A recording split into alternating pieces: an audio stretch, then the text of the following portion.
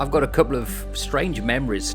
One does involve Dave Winchester. We went to the Seamen's Mission, and a guy came over and said, "Do you want some of these nuts or something?" And he's got a strong accent. And Dave was one of these guys that if he heard an accent, he couldn't stop himself repeating it. And he talked just like them back in... This guy thought he was taking the pee, but it wasn't.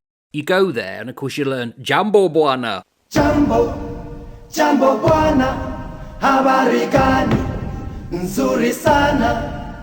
You buy all the safari tops and T-shirts and all that. But at the Seamen's Mission, it was a very staid and very polite place, and you just go there for a few drinks. And it had gardens.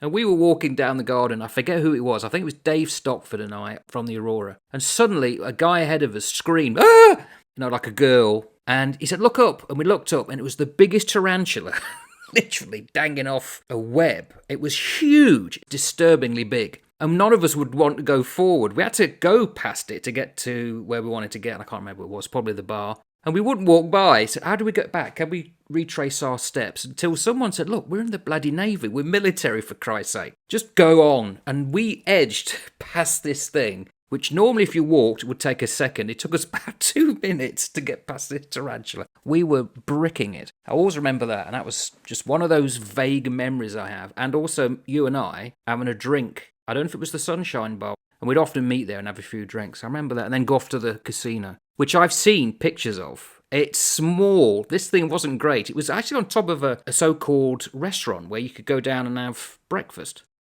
I can't remember. I can remember the Sunshine Bar because it was quite ropey. I can remember the Florida Hotel because it wasn't as ropey as the Sunshine Bar. And I can remember some of the antics that were going on around me in these various places, which I won't go into on this channel. But there was certainly some very colourful activity going on in various places. I want to know what channel you would go into it.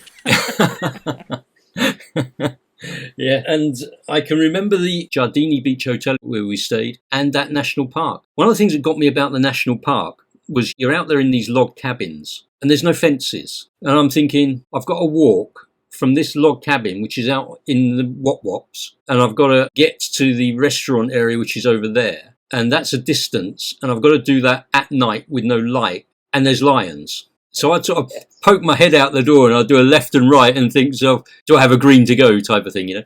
Silly little things, but these are the types of thoughts that would run through my head when I was there. What happens if some dirty great big elephant decides to wander in, or some mangy old lion decides that he wants to sort of pick out a tourist, fancies this chicken wing? When the Aurora went to Cairns in Australia in '83, we was anchored in the river, and you had to walk along crocodile-infested waters to get into the town.